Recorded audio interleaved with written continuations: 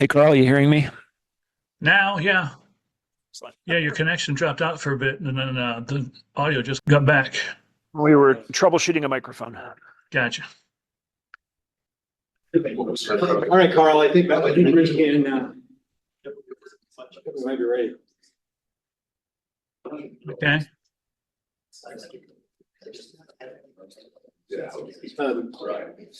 Do we have any, yeah, on Zoom? It looks like I saw a couple. I know we have at least one in here. We do have one guest on Zoom, yes.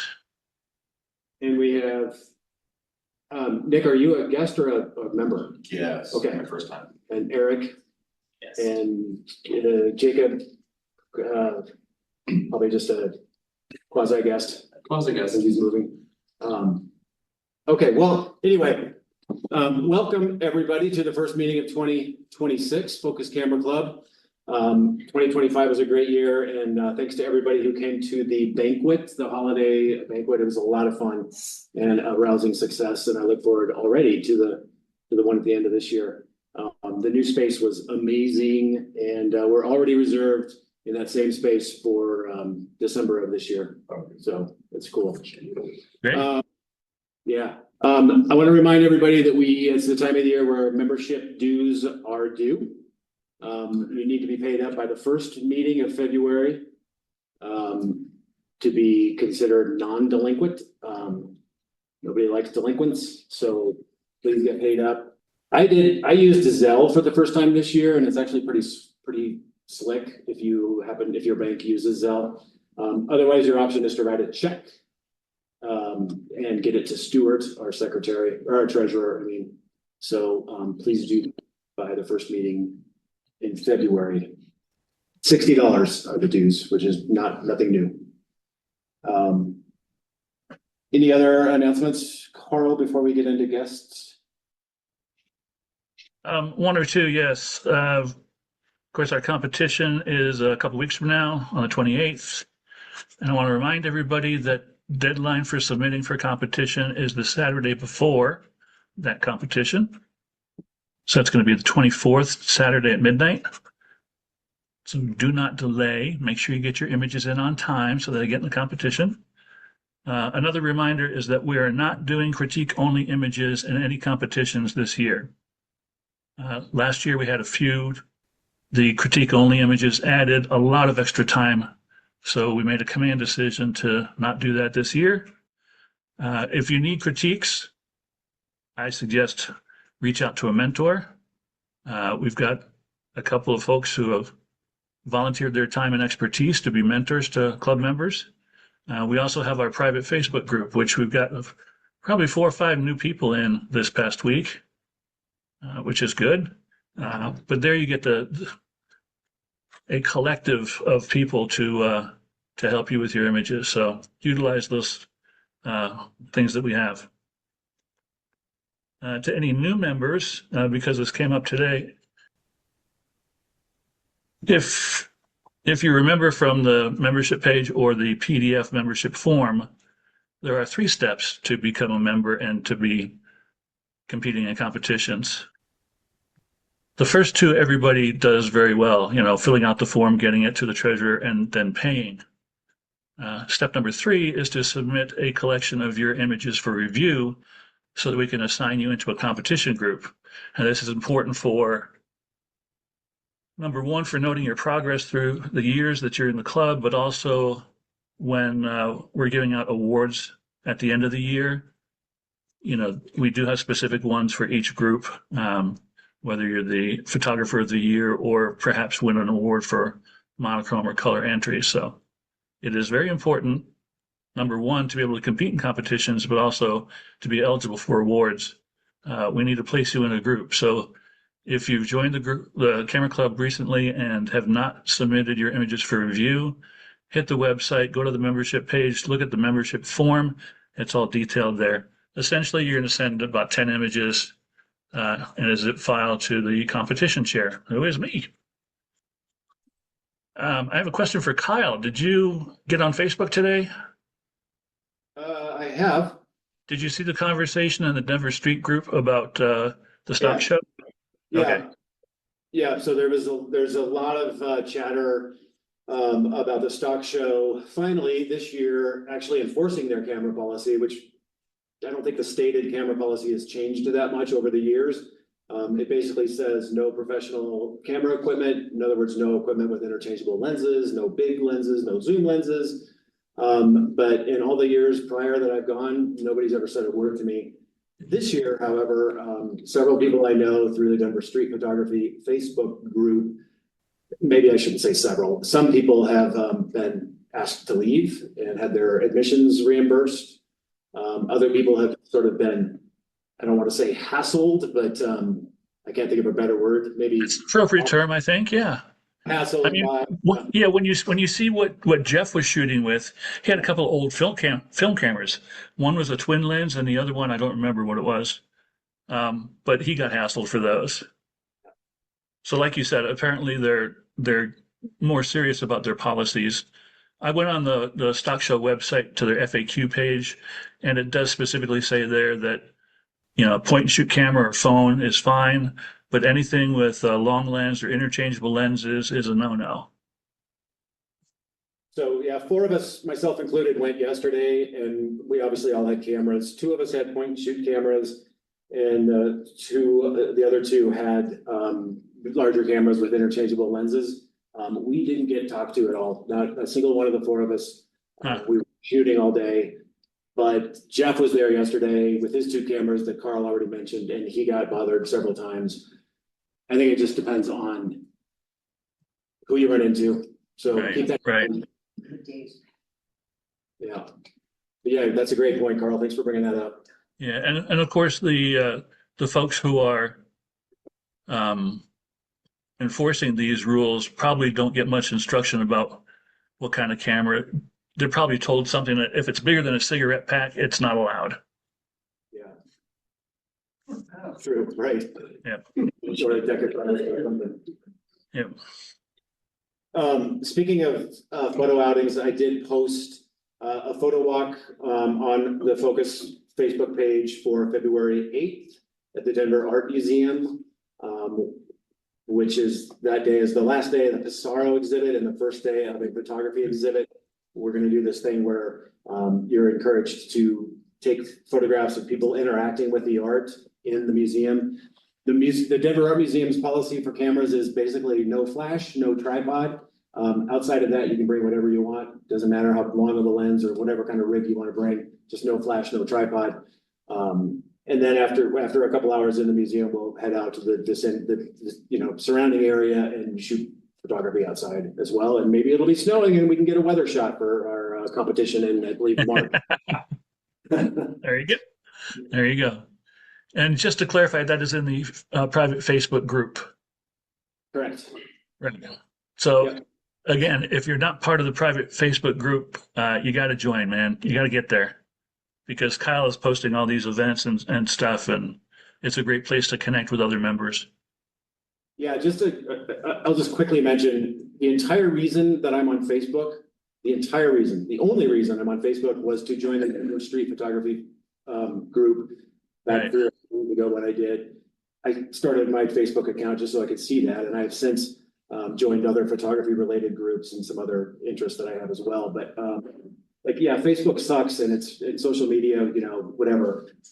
But these things, these groups, these private groups like ours and Denver Street Photography is really, really valuable to the community, the photographic community here in this town. It's really strong. So right.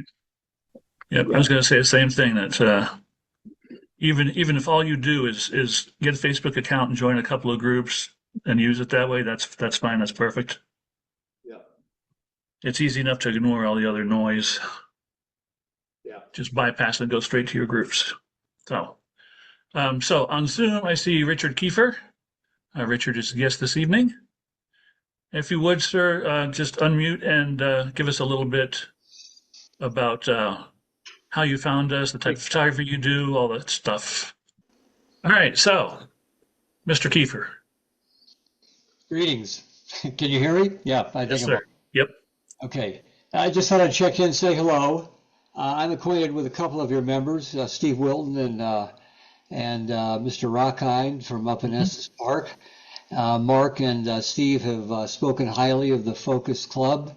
I've been a member of the Flatirons Photo Club for a long time, and my interests are pretty wide in photography, and most recently have been in the Galapagos Islands of Ecuador and shooting wildlife. So I just thought I'd check in and see what you guys are doing here. All right. Well, thank you for joining us. And next time you see Steve and Mark, tell them their $20 checks for referring us is on the way. And I think Steve is listening. Oh, there we go. Yeah. There you go, Steve. You're going to split that with me, right? Okay, fair enough. All right. Thank you. And let's chat with the guest in the room. Great. So, Eric, will you tell us a little bit about yourself, just like what we saw there? Sure. So yeah, my name is Eric. I saw this club online, and photography is an interest and a hobby of mine. And I'm trying to meet new people, so I figured I'd come and stop by. And I've been doing photography for a while. I like doing, it's mostly like travel for memories and that. So sometimes wildlife and landscapes. So on those things. Awesome. Thanks for stopping by. Yeah, thanks for having me. And then Nick, who has been on many of our photo walks, as a lot of you know, we post our photo walks also with the Metro Denver Photography Meetup group, and Nick's been on a lot of those through that. But Nick's joining here tonight as a guest. Nick, tell us a little bit about yourself. Hi, yeah, I've been into photography for a long time, probably getting more serious in the last like 15 years or so. Mainly just amateur from chasing kids and travel, and more wildlife and street photography this last year or so, and trying to get better at what I'm doing and find new ways to challenge myself. And times like this winter when things get a little bit more monotonous. So yeah. Thanks for joining, or thanks for making it. All right. Now I'm going to hand it over to David, who's going to do his own introduction, because I told him when we got here that I totally spaced doing that. He's going to talk about probably not the kind of flow that you are anticipating, which is actually a good thing. All right. Well, thanks, Kyle. Sorry, Dave, your mic just cut out. All right. There we go. We've got a little bit of a Rube Goldberg thing going here with the various mics and cameras and all of that sort of stuff. So I'm talking on a mic that is connected to Kyle's computer, which is connected to the big screen, which I'll be screen sharing too. So yeah, no problem there at all. So yeah, thanks for being here. For those of you guys who are on Zoom, I'm mostly going to be talking to the audience because they're here in the room. And so apologies if I'm looking this way a lot. Yeah, so my name's David Shaw. I'll just bring up my talk here since I've got a little intro slide. And yeah, as Kyle mentioned, I'm going to be talking about flow, but probably not that kind of flow, not workflow. We're going to be talking about the mental state of flow and how it relates to creativity. So yeah, my name is David Shaw. I'm a full-time outdoor professional photographer. I'm a former wildlife biologist. I have both master's and undergrad degrees in wildlife biology. My specialization was birds. And I worked as a professional biologist for a number of years before switching over to photography and writing and leading photo workshops full-time. I got trips all over the place. Alaska is my bread and butter. I lived up in Alaska full-time for more than 20 years. And now I live in Salida, Colorado. But my trips are in Alaska, in Africa, in South America, and here in the Rockies in the Mountain West. I've had lots of publications done, lots of articles. I kind of got my start by writing article and image packages that I could publish in various magazines. So that's kind of how I got my feet under me with professional photography. And since then, I've worked on assignment for magazines, for conservation nonprofits, book projects, kind of whatever the case may be. Whoever will pony up to send me out someplace cool to go take photos. So diving into the talk, 17 years ago, I made this series of images, and I thought they were really good. So I was living in Alaska at the time. I was just starting to kind of get my feet wet with serious photography. I'd been into photography before that, but as a future in that. I went to Denali National Park at Wonder Lake, kind of a classic location, and I took this series there. This is Reflection Pond, and I thought they were hot stuff. I was like, these are shots that anybody's gonna buy. These are gonna be awesome. And I sent them off to a stock agency, a company called Alaska Stock that specializes in imagery from Alaska. And I got a very kind email back from the artistic director at Alaska Stock saying this: the last thing we need is more images of Denali over Wonder Lake. And that was a major reality check for me, because we see in the world of outdoor and nature photography, it seems like you guys are a bit more of a mixed group than many people I speak to with interests in street photography and portraiture and all that sort of stuff. But in the world of outdoor photography, there is a lot of, it's a little mean to call it cliched imagery, but it's also kind of true, where we go to the same locations over and over, shoot the same thing that Ansel Adams shot over and over and over again. And people make these big pilgrimages to these famous places to kind of shoot those shots that have already been done. But when it comes to the world of professional photography, that doesn't fly. And you need to be able to come up with stuff that other people haven't already done, because otherwise what's going to make you stand out? So how do we shoot beyond the norm? And, well, what is creative outdoor photography anyway? So in a basic sense, creativity is the ability to transcend traditional ideas, rules, patterns, relationships, and to create meaningful new ideas, forms, methods, or interpretations out of those things. So it's creating new stuff. But creativity is not just, you can't just say, go out and create new stuff, go be creative. And you can't read an article that somebody's telling you, be creative in this way, because then you're not being creative, you're just doing what somebody else told you to do. So what does creativity require? First of all, it talks about you need a mastery of your craft. And we'll talk more about that here in a minute. You need some constraints. Total freedom's not great. You need some things that are going to limit you in some way. Shooting only black and white, you working with a certain lens, shooting only in one location. There's all sorts of different constraints you can apply. Novelty's great. Things that are new to you. If you've never shot street photography, you might be inspired to go shoot street photography if you've only ever photographed landscapes. Complexity, the more challenging within reason, again, we'll get back into that, things become, it stirs something in our brain and makes us think in new ways. Autonomy, you have to want to do it. Somebody can't come to you and put a gun to your head and say, be creative. That's not going to be effective.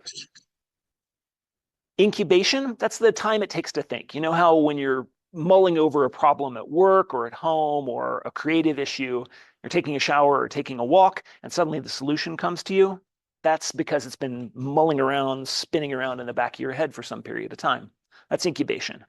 And then pattern recognition. This is how things go together. In photography, this is particularly important because it's in a very literal sense, how shapes and forms move together in order to create a pleasing photograph. There's tons of obstacles to photography, things like social pressure. Social media, for all of its benefits, and I think there's fewer and fewer of those every day, but social pressure can be a real negative. When you're shooting for Instagram likes, you're probably going to end up shooting to the middle, because the stuff that's really interesting, a lot of the Instagram audience can't appreciate that because they don't get what you're trying to do. If you shoot at the bottom, well, then, it's just boring anyway. And if you shoot to the middle, well, it's just increasingly becoming more boring because everybody's doing that. And so trying to forget about the likes, forget about what other people expect from you is a real obstacle. Absolute freedom, I mentioned that already. Repetition suppression, we'll dive into that, but it's kind of that idea of seeing things over and over again. Selective attention, that's tunnel vision. That's when you are really focused on one thing and you're seeing the forest for the trees, that kind of thing. Seeing the trees for the forest, whatever. Concern about success, a little bit like that social pressure thing. When you've got a certain motivation that maybe isn't just creating your best work, it's wanting other people to like it or maybe making money from it. Neither of those are great for creativity. Habitual seeing, it's a bit like repetition, where you see things over and over again, the same places. Blind adherence to rules. And when people dive into photography, they stumble on a lot of different rules of photography. And those things, they're great for learning, But if you stall out and only follow those rules, well, your work will stall out too. And there's so many more. I'm sure you guys can all think of those sorts of things. So let's take a second. I'm going to drop out of Keynote here. And I'm going to open up another screen, wherever it is here. And we're going to take a quick look at this video here on YouTube. So just follow the instructions as it comes on. There's no necessary sound. It's just about a minute long.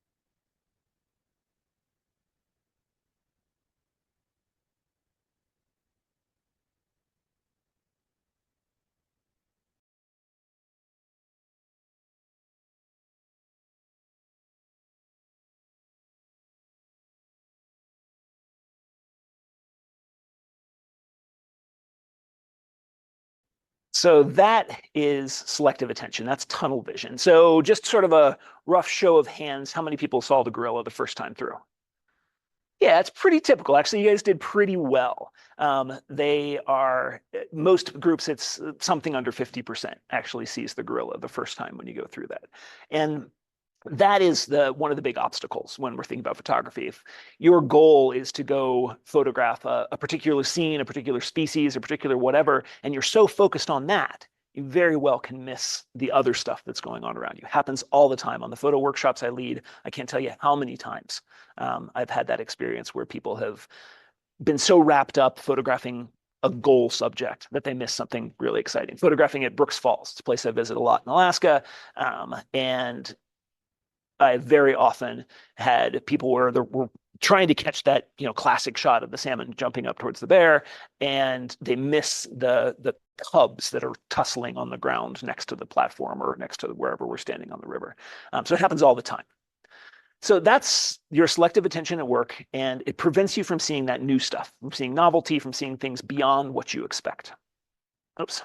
So this is kind of one of those moments for me. This is a salmon stream in Alaska that I visit with my groups pretty regularly. It's a good spot for bears, although they're never reliable there. They just occasionally appear. But there's things like dippers and mostly kind of wildlife stuff that we go there for, spawning salmon. And one day we got there and it was pretty quiet. It was drizzling, kind of gray, and there weren't bears. There weren't even many fish. Just not a lot going on. And so I just told everybody to spread out and find a scene. Something that they thought would be interesting. And this is the scene I found, just this quiet little moment with the creek and that temperate rainforest vegetation that's so classic of the area. And I made this shot, which is one that actually, it's a number of years old now, but it's still one of my favorite images. And it's done really well for me. And I've sold it it's been printed as double page spreads in at least 2 different magazines. I've sold it as prints quite a number of times. So it's been a productive image for me financially, and I just like it.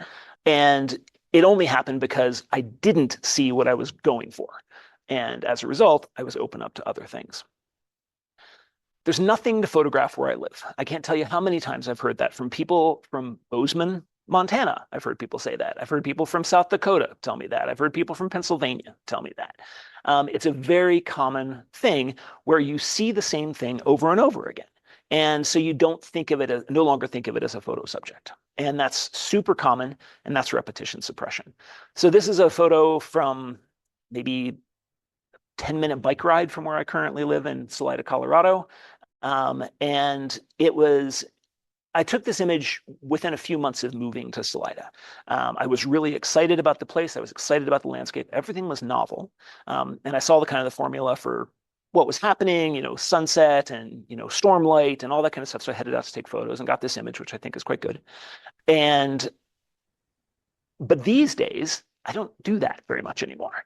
Unless I'm guiding a group or have people in town, I find I don't go out and shoot all that often. Even though I live at the base of the Sawatch Mountains and, spitting distance from the Sangre de Cristos and all that kind of stuff, I don't go that often because I wake up every day and I look out my window and I see it. And it's repetition suppression. I've seen it, so I don't go.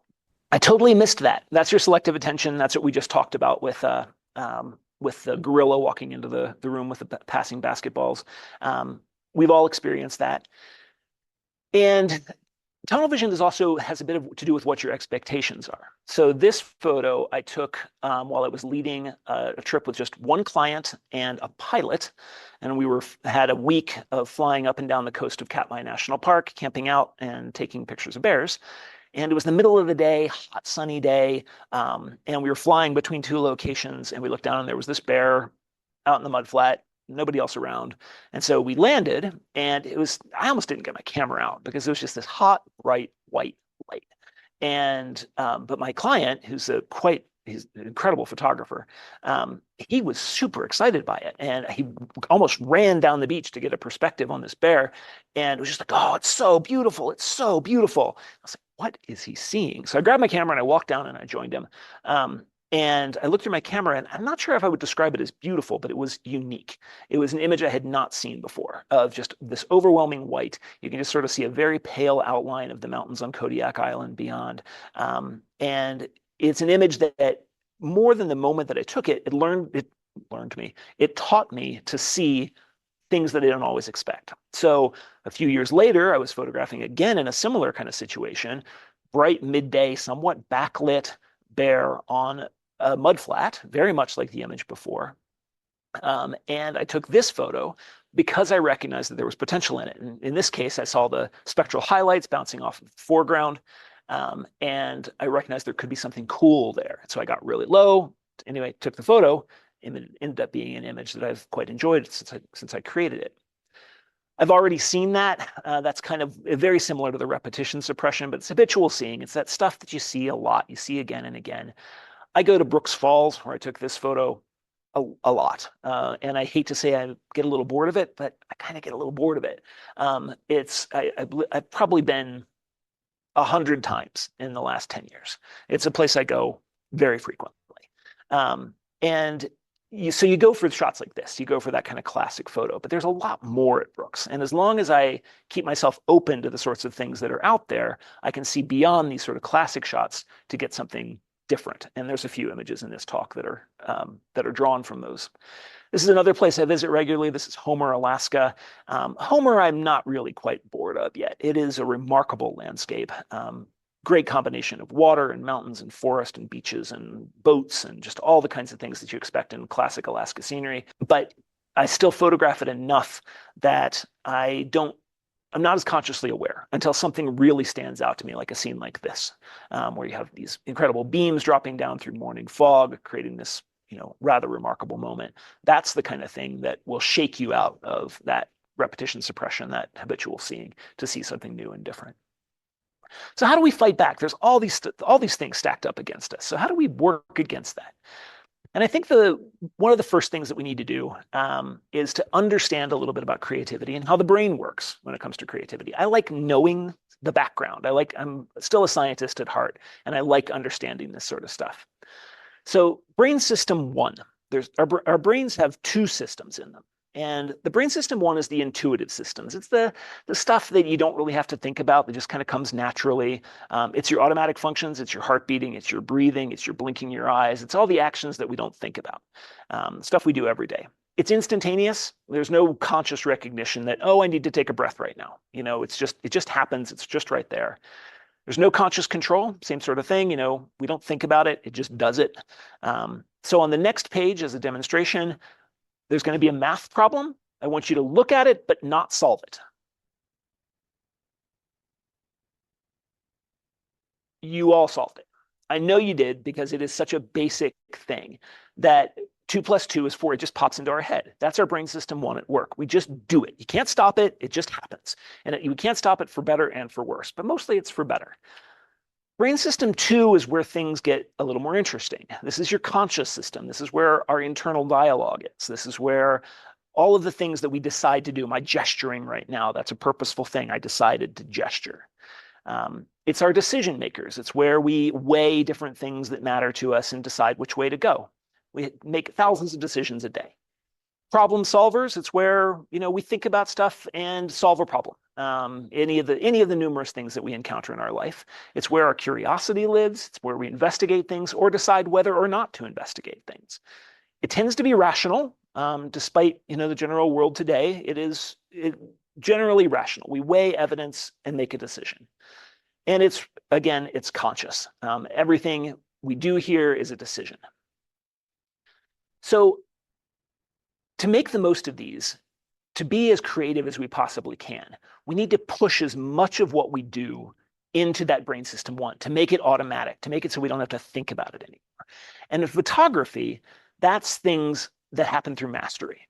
So when you have a good grasp of your camera controls, for example, one of the things I really try to drive home on the workshops I lead when 4 people join me on a trip is to know your camera intimately. Not just like, I know how to dive into the menus and change whatever I need to change, but when you're holding your camera up to your eye, you can change the aperture, the ISO, and the shutter speed without having to think twice about where that button is. So, is it this knob that changes the aperture? No, it's not that, it's this. Oh, shoot, where is it? That happens all the time. And it particularly happens when somebody comes on a trip super excited, I just got a new camera. And like, oh boy, we got our work cut out for us. Because that's the kind of thing it takes you a long time to learn. You have to, it's not that it's hard, but it has to be automatic. And so learning things like your camera controls, setting up your tripod, that can be confusing sometimes. Is it the knob or is it a lever? Am I on a hillside? How do I need to adjust this? Making so it's, you know it intimately. Understanding not just where to find your aperture, but what the difference in the image it'll make. Understanding that an f11 will give you a deeper depth of field than an f2.8. Those sorts of things are the kinds of things, if you don't have to think about it and you just know it, it opens up more space in your brain for being creative. Same thing with shutter speed. It's in short by having a deep knowledge of the craft of photography. So not the art of photography, the craft of photography. Creativity is an interesting thing because children have it inherently. We've all been there, kids finger painting on the kitchen table, can combine colors in ways that most adults would not even imagine, probably for a good reason, but we still don't imagine it. And kids, no problem. They can think of how, purple goes with red, goes with yellow, crazy pattern. And parents would go, no, those just clash. I'm not doing that. So kids are inherently creative. And as children, we created art, but we didn't have the craft to go with it. And so we, don't have the sense of how composition works, how the tools work, any of that sort of stuff. Then as we grow up and we decide on an art like photography, we learn the craft. We learn about aperture and ISO and shutter speed and pixel counts and all of the various things that matter to us. And we get, really wrapped up in those technical aspects of photography.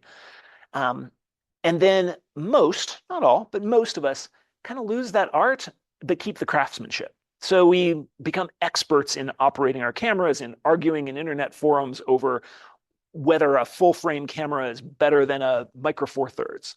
It's all those sort of things those, in my opinion, really mundane conversations that tend to wrap up photography groups. The trick is when we can bring those things back together. It's not a straightforward thing that we can just do, but when you can do it, that's when really good stuff happens. And one of the ways that we can do that well is by tapping into flow. Flow is one of those things that sounds a little mystical when you start learning about it a little bit, but we've all experienced it. So flow is the complete immersion in a task or activity. It's optimal experience. So I like to ride mountain bikes, and I know that's one of the best ways I can tap into flow. I'll get on a slope that I know fairly well, but I can push myself a little faster, and suddenly I'm at the bottom and I barely remember coming down. But as I was in that moment, everything just went perfectly. And probably you've experienced in photography, many of us have experienced it at work. It's that moment where you feel like time just doesn't mean anything and you are completely involved in whatever it is you're doing. It's magical when you're experiencing it. It's a universal mental state. It's not unique to one culture or society or anything like that. It happens across the world. And it's where peak performance, where athletes do their best work. It's where artists create their most interesting things. It's where writers can be super productive and good at it all at the same time. And it occurs when we're completely immersed. So it's not impossible to dictate when we get into it ourselves, but it only happens when certain things come together. And so this is our ingredients list. Curiosity. You have to want to know not just a little bit, but more. Everything you have to do, you have to want to do a little bit more. Passion, it's really, you need to care. It can't just be something, that's why for people who have a fairly mundane job or a job that doesn't excite them intellectually, they have a hard time getting into flow because it's not a passion. It's not something they really care about. I get it. I'm not going to have I'm not going to get into flow taking the garbage out. So a goal is really important. Goal is short term. It's in the image in the backdrop here, my goal for that was to create a moody image of a storm moving over a glaciated valley. That was the goal. The purpose is bigger. It also is really helpful, but that's the much longer term goal. It's I want to be an extremely good landscape photographer. And so that's kind of the long term. And so connecting that goal to that purpose is important to creating flow. But autonomy, you have to want to do it. Mastery, we've already talked about that. You got to know your tools. And this is really important, a challenge that pushes your skills. And so I think photography can be hard for this because just what I was talking about with photographers so frequently going to the same places that have been photographed again and again and again, you know the photo you're going to take. So you go to Landscape Arch in Canyonlands National Park, and you go and you make the same composition that Mangelsson made. That's become the famous photo of that region. It's not a challenge anymore because you know your composition. You probably have a good idea what your depth of field is going to be, and your camera settings are going to work for that scene. It's not a challenge that pushes you. You're just creating an exposure that you know is going to be beautiful because it's already been done. And so being able to push that a little bit further. But all of those things, like I talked about in the beginning of this talk, they sound a lot like creativity, and that's not a coincidence. Weird stuff goes on in our brains during flow. Our brain produces a total cocktail of chemicals and all the stuff we really like. Dopamine, that's the reward response. Oxytocin, that's that feeling you get when you're, with people you love, or, sitting at a music concert with an intimate music concert with a bunch of friends. That's oxytocin. Serotonin, calming, peaceful. It's that feeling that makes you full, both emotionally and physically. Endorphins and anandamide, that's the painkillers and bliss producers, the stuff that just makes you feel good and makes you forget that you have a headache. Norepinephrine, that's the brain's version of adrenaline. When it's in a lot, it can make people who have anxiety issues tend to have an overactive norepinephrine gland. But in small amounts, it produces curiosity. Flow is the only mental state that we exist in that all 6 of those are produced at once, and they come together in all the right amounts and create flow. During flow, your prefrontal cortex, that's the front part of your brain where all of the conscious awareness is, all the stuff you think about, it slows to a crawl. And that's a little strange. You don't think about that when you're trying to be creative. You wouldn't think that you'd want to slow down your active processing center, but it does. As I mentioned, your time sense disappears. You're in the moment, knowing exactly what you're doing, but in retrospect, just went right by. Your automatic responses, this is that system 1, you dominate. You act without thinking. When I'm mountain biking down a trail, I am not thinking I need to go to the right of that rock and then swing back to the left side of the trail. I just do it. It just happens. Skiers get it. In photography, it's understanding that that's a distracting element here on the left. If I scoot to the right and get a little bit lower, I can get this composition just the way I want it without having to think about that being the process. Pattern recognition goes into overdrive. This is where in photography, this is where we understand how those puzzle pieces of an effective composition drop together. And when you can start doing that, photography gets a heck of a lot easier. Learning, interestingly, peaks. So when you come out of a flow state, you're just a little bit better than you were when you went in. And that's cumulative. The more often you can achieve a flow state with your photography, the more quickly you're going to develop as a photographer. Distractions kill flow. Turn off your phone. As anybody knows, if you've been working on a project on your computer and you're in a flow state and suddenly your phone chirps or you get an email in the background or somebody knocks on the door, gone. And all those cool chemicals in your brain just shut off. So we are most capable of creativity when we've got flow going on. So how do we put that together in the field? One of the great ways is to just spend some time walking. Before you pull your camera out, get on your feet, walk around, When you move your body, when you're seeing things, when you're being aware of your situation, it opens up your brain in a way that going straight into whatever your goal is we cannot do. Walking activates large portions of the brain, really gets you going. You start making connections. You start thinking. In terms of landscape photography, I always described a good landscape photograph as a journey. You think about that first step in the image and what you're moving to next, a few steps down the trail, and then you see your ultimate destination in the background. That's that multi-step process. And then when we're walking, it's literally the journey that we're going on. And so we start to make those connections.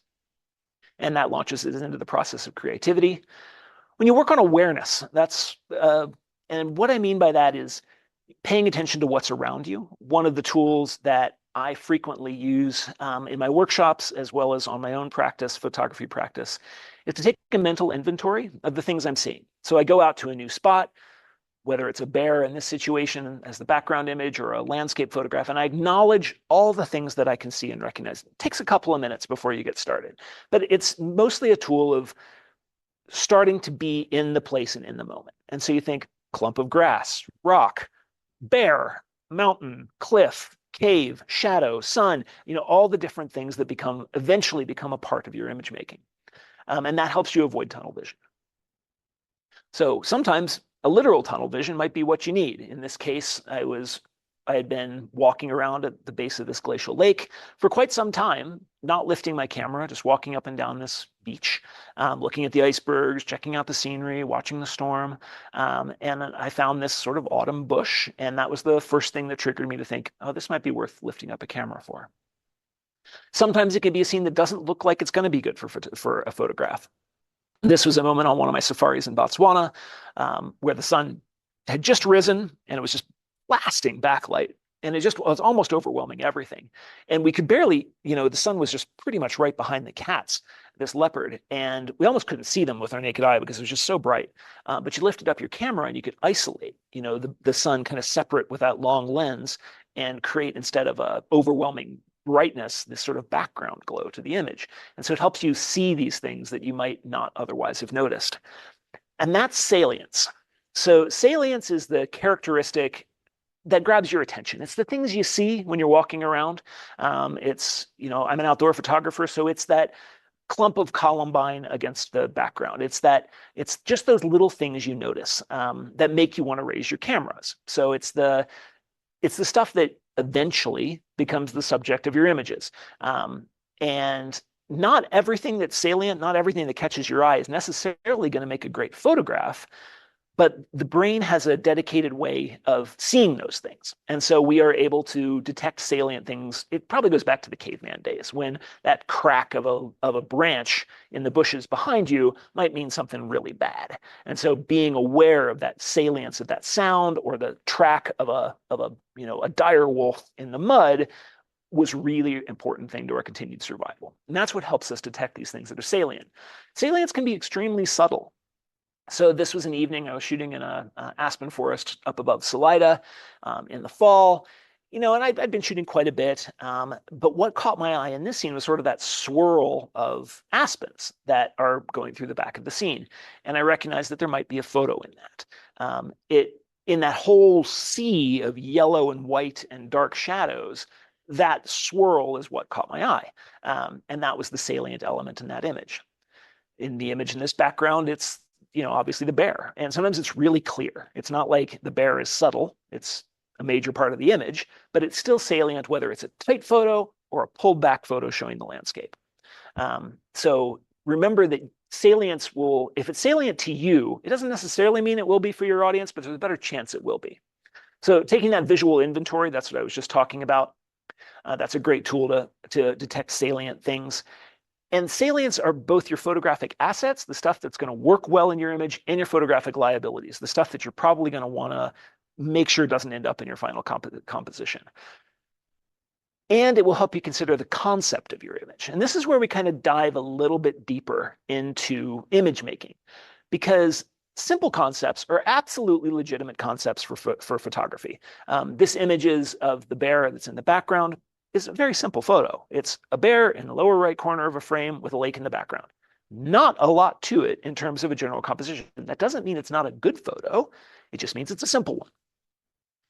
Complex ones are undoubtedly harder to tell and harder to come up with a successful photo for, particularly when we start thinking about the emotions that the scene represents, the metaphors you're trying to create, the abstractions that you want to pull out of an image. This is where things get a little tougher. But it's also where I think some of the very best images are made. And these salient images elements within our frame are what we can use to guide our decisions on what's important, what's not, and how do we work through those deeper elements of a frame. How am I feeling about this scene? Does it make me sad? Does it make me angry? Does it make me joyful? Beyond that's a pretty scene, how do you think about the emotion, and how do you translate that into your photos? Effective images can have many more than one salient element. The image in the background is one. That's the bear. I mean, I suppose the reflections and all that are mildly salient, but the bear is the main thing we're looking at. This image is a fairly simple sort of composition. It's a classic landscape structure: foreground, middle ground, background, and we're done. It's a nice scene. Doesn't mean it's a poor photograph by any stretch of the imagination. I like the photo. It sold for me quite well, but it's not a complex photo. There's not a depth of emotion in that. I'm not making a metaphor for something else. The photographer Elliot Porter, who some of you may be familiar with, classic color film photographer of the 70s and 80s, he had a statement where you should be able to take a picture of a rock and make it more than a rock. And the more than a rock element is the really hard part. There's another photographer named Guy Tall, if you guys are familiar with. He actually wrote a book stolen from that title called More Than a Rock, where he dives quite a bit into the somewhat esoteric and philosophical aspects of photography, but it's worth a read. This image, I'd say it takes a little bit deeper step in. At initial look, you look at that, and I like it because when people see this image, they tend to cock their head and go, what am I looking at? Am I looking at an aerial photo of dunes? Am I looking at a scene of Mars? What am I looking at here? But if you do look at it for a second, you see these little footprints walking across, and you realize, oh, it's mud, in this case, glacial silt, and the footprints of an Arctic ground squirrel walking across a field of glacial silt. So it's that moment where there's a little bit more depth than just a straightforward photograph. It's that little thing that takes that time to see.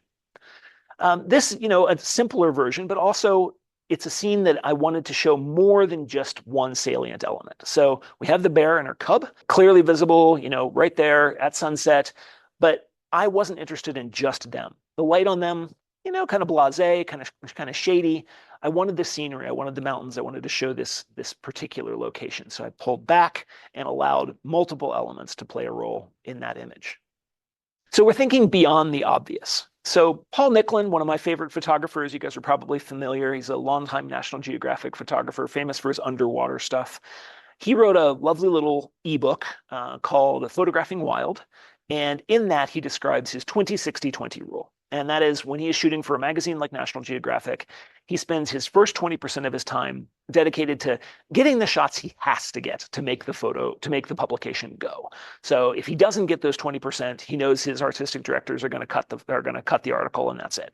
So 20% of his time is dedicated to getting the images he knows that his editors will accept.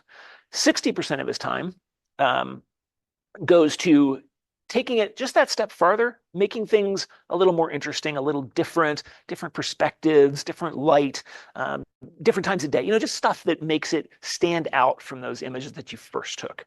And then the final 20% of the stuff is doing all the weird stuff that probably isn't going to work out.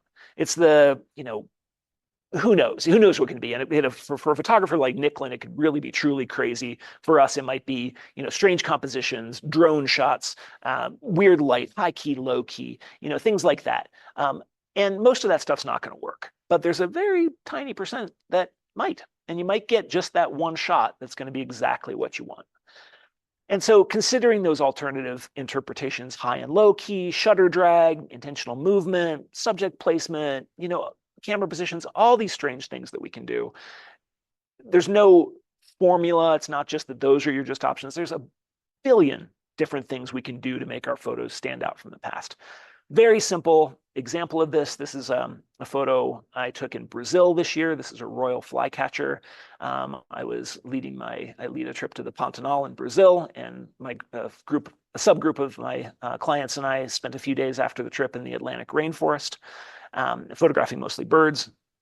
And we went to a place where this royal flycatcher and its mate were breeding, and hoping to get to do this crazy display. You can see that crest they have. And very rarely they show off this enormous big crest. And in this case, we spent hours with these birds trying to get that scene. We never did. But as we were there, I was thinking, okay, what more can I do with this? So another just sort of basic shot, but there's a little bit going on. You can see he's got some nest material in it. It helps us tell a little bit of a story of what this bird was doing when I was watching it. And so then I was like, okay, what else can I do? How do I make this stand out? And so there was a tree that was kind of half blocking my view. And so I was like, rather than just avoid the tree, why don't I put the tree in the frame? So I moved my camera to the left, just let the left side of the frame go to complete blur, and kind of created this frame within a frame, a vertical composition within a horizontal shot that I thought was pretty neat. And then the next photo I took that even further, finding a bush that had just a tiny little gap in it where I could shoot through, turning everything else into this sort of wash of modernist painting color of greens in the background, with the one sharp element being the bird. So not major steps, but things that made each photo different from the previous photo. We've all taken pictures of deer. In Salida, I can step out my door and probably take a picture of a deer because they're everywhere.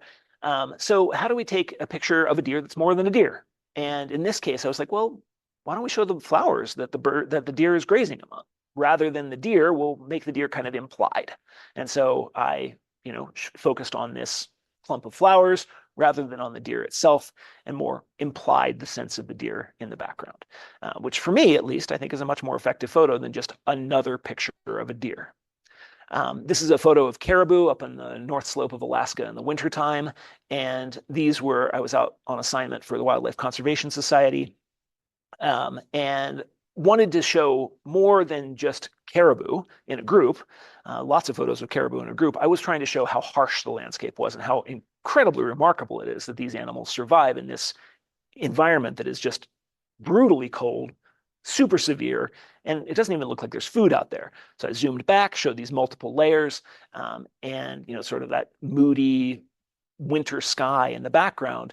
And for me, creating an image that tells me a lot more about wintering caribou than a tight portrait would have. The aurora borealis is constantly shifting. It's really, really hard to do a multi-frame panorama of the aurora. I'd never even really tried before because, in between one 10-second exposure and then readjusting and the next 10-second exposure, the aurora's moved, and, the two images will never jive together. But in this case, I recognized the aurora wasn't moving very quickly. And so I was able to take, I think this is a five vertical frames stitched together to create what's really an enormous photograph, and do it fairly effectively. So, these kind of things of seeing what might be possible in a scene that you photographed before. So I want to point you guys to a few, as I'm wrapping up here, to a few resources. I will share this to Kyle, this particular shot, or even the whole talk, or I think it's being recorded so you can track it down. But these are the books that I really rely on when I need some inspiration. They're an extraordinary collection. I highly recommend all of them. The top two here, Flow, by this guy, you can try to pronounce his last name, is sort of the seminal book. It's somewhat academic, but he described flow as a mental state, and that book has become very popular among people interested in creativity and flow. And the second one, which a fair amount of this talk was derived from, is The Art of the Impossible by Stephen Kotler. Really recommended. It's a super enjoyable read, and much friendlier than flow. These are some artists I like, and general art books on the right that I think are all well worth the read for people interested in creative photography. This talk has been brought to you by David Shaw Photography Workshops, and I have a few openings coming up. So if anybody is interested, I have one space left on a trip at the end of March to photograph humpback whales. I'm offering $500 off that spot. I'd love to get it filled. It is a super cool trip. I'm happy to talk about it with anybody who's interested. Got a couple spots open on my safari to Botswana in April. A really cool trip. probably one of the better deals for an Africa safari that you can make, and super great photography opportunities. One spot left on my Bears of Katmai trip in July. We do 3 days at Brooks Falls and 3 days in Homer, and do fly-ins to the coast and spend some time on the water in Homer photographing puffins and otters and stuff like that. Really fun trip, pretty low-key, great way to kind of introduce yourself to bears and get some great photos along the way. Jaguars of the Pantanal, a really cool trip to Brazil. Great opportunity for wildlife in the Neotropics. And the last one I wanted to pitch is my Kalahari and Makati safari. This is one of the most photogenic places I have ever photographed for wildlife. Ever, ever, ever. It is remarkable. Imagine lions hunting in huge fields of wildflowers. I did not expect it. It is, the time of year we go is mid-green season, mid-rainy season, but everything is blooming there. It is so green. It is so rich. It is absolutely staggeringly beautiful. So that trip is another option out there. Thanks for being here. I am more than happy to take questions, and thanks too for Focus for having me here to talk this evening. Thank you very much. Yeah, you're welcome. I appreciate it. Dave, Richard Kiefer, can I ask you a question about your comments regarding pushing your skill level and getting to know your camera? How do you feel about the increasing amount of automation that's available on cameras today? For example, do you typically use a camera that has really good eye autofocus and that sort of thing? I mean, focus is important, particularly in the things that you do. How do you feel about, I guess the question is just, the increasing automation available on cameras? I love it. I think it's super useful. The technology, if we did that, we'd still be, doing, chemical prints on paper with shadows. It's if we're really reluctant to use the newest technology, then we're not advancing it the way that we can. So yeah, I absolutely love what the cameras are capable of now. I shoot Canon R5 Mark IIs. And the autofocus systems there have absolutely changed what I'm able to take pictures of and what I haven't been able to take pictures of. I would much rather get, my current 20% rate of birds in flight shots than my 1 in 50 that I could get with previous versions of these cameras.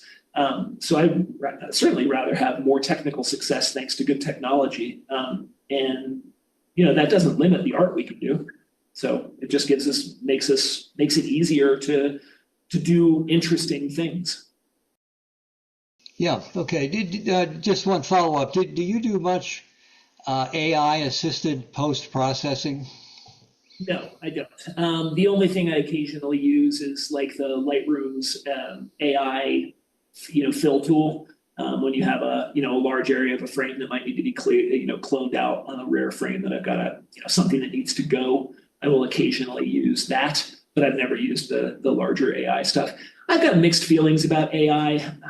My biggest concerns about things like AI, like the whole image creation stuff, bothers me less than it does a lot of photographers. I don't love that these AI companies have stolen my images to train their algorithms. That annoys the heck out of me. But in terms of images that are created by AI, it's a little bit like those Instagram algorithms that everybody shoots to the middle. And so, AI is great at creating boring photos, but it's not so great at creating unique images. In fact, it's absolutely incapable of creating unique images. And so, yeah, everything AI does is a derivative. And yeah, and that's a whole artistic conversation that's separate from this. But yeah, I don't use AI a great deal, especially not for my editing process, because those are decisions I want to make for myself. It's only when AI is capable of doing something that I'm absolutely incapable of, like reconstructing pixels on a section of a frame, that I will let AI do some of that work for me. But yeah, when it comes to overall editing, I like to make those decisions myself. Editing's part of the creative process. If you're giving that up, then you're giving up a lot. Yeah, thanks.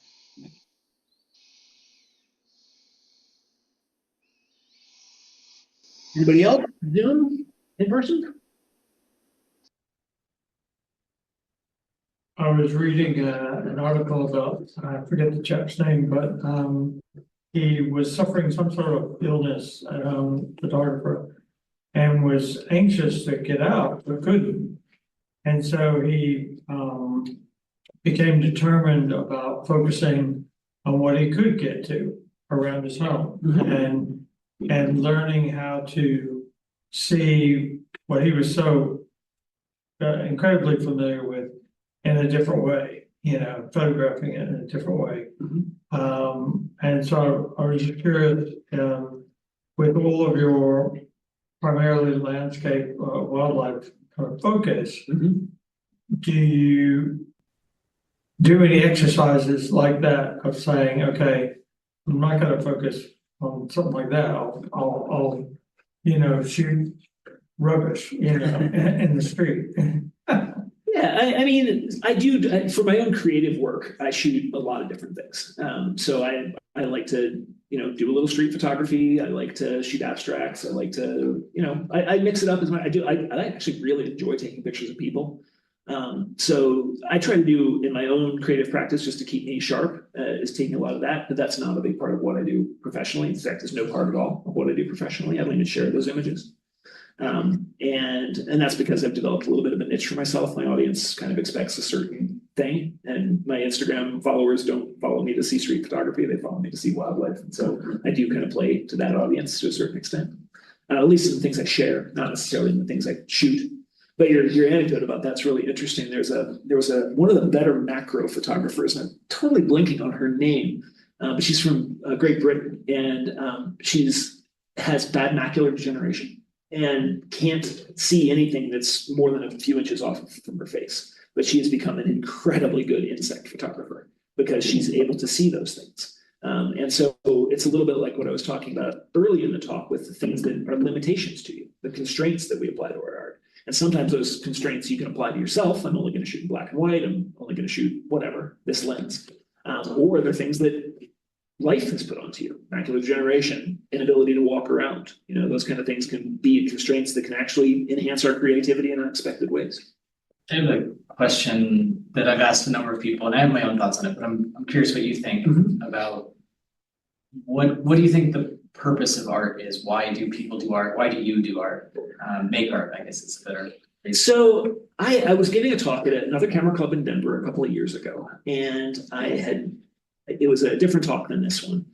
And somebody at the end asked, you kind of take pictures of weird stuff. So what am I supposed to do? Just only shoot for myself? And my answer was, well, if you're not shooting for yourself, you're probably doing it wrong. And so in the question of why do I create what I like to think of as art? I do it for me. I find great joy in it. I take a real pleasure out of it. The fact that people like it and I can make a living at it, that is absolutely a major stack of icing on that cake. But it is not why I do it. I wouldn't stop taking photos and writing and pursuing other artistic things. If nobody paid me to do it, I'd still do it. Yeah. So yeah, I do it for me. And I think most artists do. What are your thoughts on that, Eric? My take, it's a little different. At least for me, it's that I think some ideas or emotions or thoughts or metaphors or abstractions, as you put, are hard to convey through other means. So I view art as kind of like a form of communication and a form of expression of ideas, thoughts, emotions that are hard to convey literally, or art can be writing and doing beautiful prose and things like that. But just conveying more than the literal words or image that's there for whatever medium they are. Yeah, what you said. It's a great answer. Yeah. And like your analogy to take a picture of the rock, there's another saying that I've shared with other people is you don't take a picture, you make a picture. Yeah. So kind of add to what you're trying to say. Yeah. And I've seen, unfortunately these days you give people a cell phone And right off the bat, they're photographers. And, you know, if I had $1 for every time I've seen a picture of maroon bells, a deer, rams butting heads, a bald eagle, you know, I'm going with it. An orange sunset. It's like, oh my God, can't you do something different? And all of those subjects have great potential for different things. Yes. But people tend to imitate the things that they've seen before and they liked. Like a fly on the light. They focus towards that light. Yeah, exactly. Yeah, tunnel vision. Absolutely. Drives me crazy. Me too. All right. Well, for those of you who are in the room, I'm happy to stick around a little bit and chat if anybody has more questions. I've also got business cards if anybody wants one. And yeah, thanks for being here. Thanks for you guys on Zoom. Thank you. Thank you. Yeah, thanks. I was reviewing some of the photographs I took at the stock show yesterday, this morning, and I saw a composition that I realized that not that long ago, I probably wouldn't have nailed. And what I realized is that yesterday I composed a photograph without thinking about it. You were talking about, you know, going down that list of things that when they all come together, that's flow. I didn't realize that this morning when I noticed that, but when you were going through it, I was like, that's what I hit. I hit that yesterday. I had that lined up yesterday because I nailed the composition without even thinking about it. That's usually how it happens. Yeah. Yeah. So it's cool. Dave, one question before we sign off. You obviously sell your work. Do you have any tips or comments for the group about selling their photography? I know it's not that simple and it's probably not just a 1 minute response, but it can be a pretty quick response. So the first thing I ask when somebody I get that kind of question is, first, why do you want to? Why do you want to sell photos? Photography is a weird thing. It is something most photographers pursue as a hobby and a passion and something they get great joy in, and yet they think they aren't successful unless they're selling it. Yeah. How many other things in our life, how many golfers are out there thinking, I'm going to make money from golfing? Not very many. You know, so so photography is a little weird about it. And it's always kind of irked me that photographers feel like in order to feel successful, they have to sell things. And so I always ask people to reassess, why do you want to? Now, if you have decided that you do want to, it kind of depends on where you're trying to go. Fine art, you know, selling prints and canvases and all that sort of stuff, that's hard because there is a lot of really, really beautiful stuff out there. And so that is something I had not been super successful in. I haven't put a lot of effort into it, granted, but it's not something that I've really pursued hard.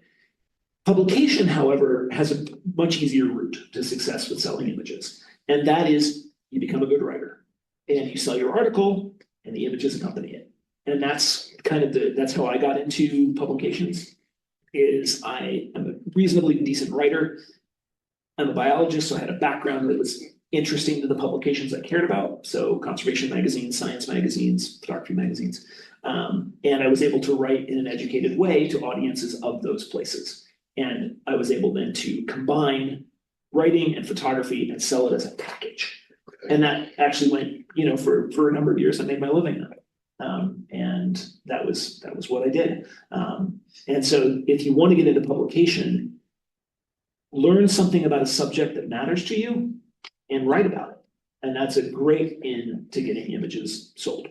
I realize they're kind of sold as a secondary product, but it's also a way to also get noticed by the people out there. Yeah. So that's one of the reasons I like to express why I take pictures the way I do is the bottom line. I really don't care about making money, but I like to share my photos. Mm-hmm. That's one of the key reasons I do it, because I have a lot of friends, a lot of them are buddy does, but a lot of them will not get to the places that I'm able to get to or see the kind of things that I can see. So I share with those people. Sure. And you know, that gives me a lot of satisfaction. And I'm also kind of a history nerd, so I can kind of kill two birds with one stone. You know, if I go to a mining site or a ghost town, so I practice my photography there while I take a look at the historic value of that particular location. Yeah. So, you know, dual purposes there. Yeah, and it also dives into the question about art. Yeah. That's another reason to do it. So yeah, absolutely. Thank you. Yeah. Anybody else out there on Zoom or here in the room? This is Carl. I'll just echo what a few people put in the Zoom chat, that this was an excellent presentation. And Dave, thank you for kicking off our year with one of the best presentations we've had in a long time. It was excellent. Hey, thanks so much. I just dropped my website into the chat there, so feel free to reach out there. I'm always more than happy to answer questions or just reach out to me by email or social media. And yeah, I'm always happy to talk more after the talk. So yeah, thanks. The best Appreciate presentation. it. Yeah, the best presentation of the year. I'll take it. Next month. It's the best one I've ever seen. Awesome. Well, thanks, everybody. We'll see you at January's competition, which is the subject is open, as Carl mentioned earlier, 2 weeks from tonight. And again, please don't forget to submit your dues, your annual membership dues. Okay. Thanks, everybody. Thank you.